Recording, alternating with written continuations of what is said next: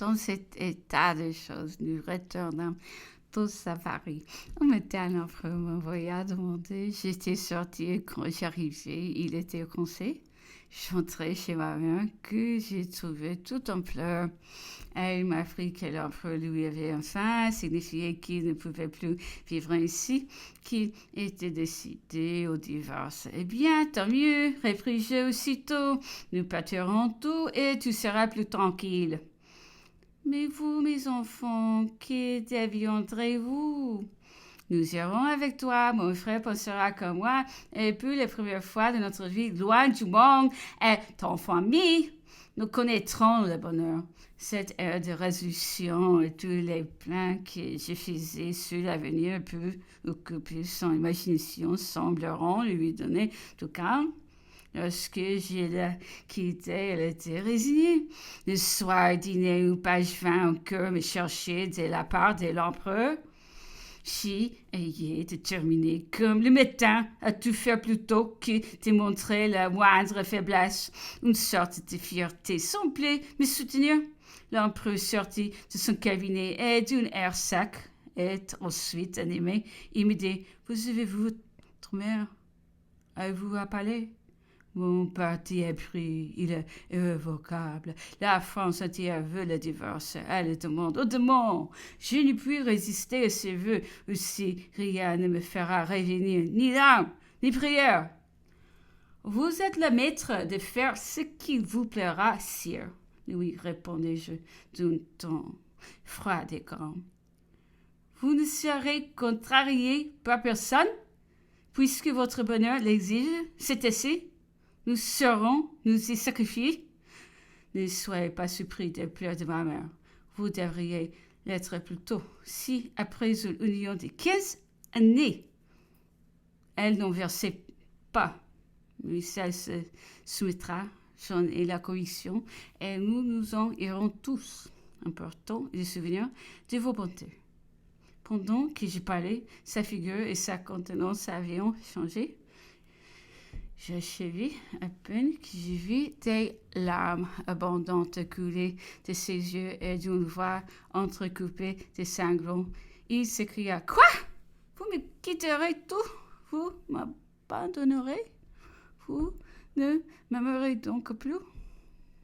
Si ce n'était que mon bonheur, je vous le sacrifiais, mais c'est celui de la France.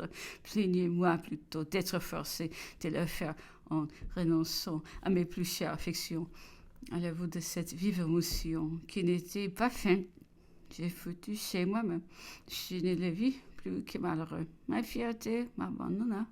J'ai pleuré aussi et je n'ai pensé plus qu'à le consoler. Prenez du courage, sire, lui dis-je. Il nous faudra plus n'être plus vos enfants. Nous aurons, et je vous l'assure, nous penserons en nous éloignons, que nous ne sommes plus un obstacle à vos désirs et à vos espérances. Il combattit longuement cette idée de la quitter, protesta de nouveau que la politique seule les faisait agir, que notre mère serait toujours sa meilleure amie, qui ne cesserait pas de regarder mon frère comme son fils, mais que n'étant pas de son sang. Il ne pouvait en faire son successeur, que le seul moyen d'assurer la tranquillité à venir de la France était de laisser un fils de lui qui le sentait depuis longtemps et qui sa tendresse seule pour sa femme l'avait arrêté jusqu'ici. Ne croyez pas, dit-il, que des intrigues de cœur fussent capables de m'influencer. Au contraire, à l'époque du couronnement, quand j'ai cru m'apercevoir qu'ils sont élevés contre votre mère, non seulement je la fils couronné, mais je la fils sacrée, et j'espérais d'ailleurs que présenter mes neveux comme mes successeurs. Ce serait satisfaire tous les vœux. Cependant, ces hommes que j'ai fait quand réclamant la stabilité de notre institution, et ce peuple auquel je me dois, ils sont bien qu'en moi ça réside toute sa puissance et son bonheur. Après moi, l'anarchie réparerait. Et les prix de temps d'effort seraient perdus pour la France.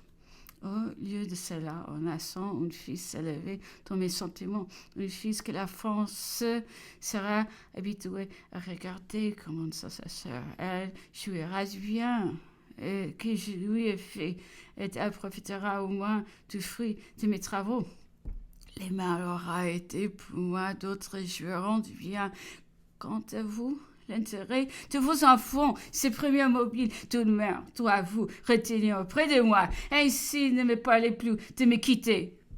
Si je me dois à ma mère, elle aura besoin de moi. Nous ne pouvons plus vivre près de vous. C'est un sacrifice à faire. Nous le ferons. Je retourne faire ma part à ma mère de cette entretien. Chaque jour, c'était un de nouveaux combats. Je voulais lui persuader de nous laisser tout quitter et de nous permettre de la suivre, mais l'empereur venait toujours détruire mon ouvrage. Souvent, mon cœur était serré de douleur à la pensée de me séparer de mes enfants. J'espérais les conserver au moins jusqu'à 7 ans et mon imagination remplissait déjà l'intervalle de ces années de tous les deux d'engagement, de sacrifice que nous allions faire. Je voyais une retraite paisible loin de la cour, une douce intimité de famille. Ma mère rend tout à un repos. Souhaité depuis si longtemps, moi-même exempt de regrets et consolé de tout par la condition d'avoir payé ma part de ce grand sacrifice. Le sœur de mon frère m'affectait plus vivement. Sûr de son caractère, j'ai deviné sa conduite. Mais sa femme, élevée par 30, se résignerait-elle aussi facilement qu'il lui aille renoncer? Ne serait-elle pas trop sensible à la douleur de se trouver déchue de ses hautes espérances?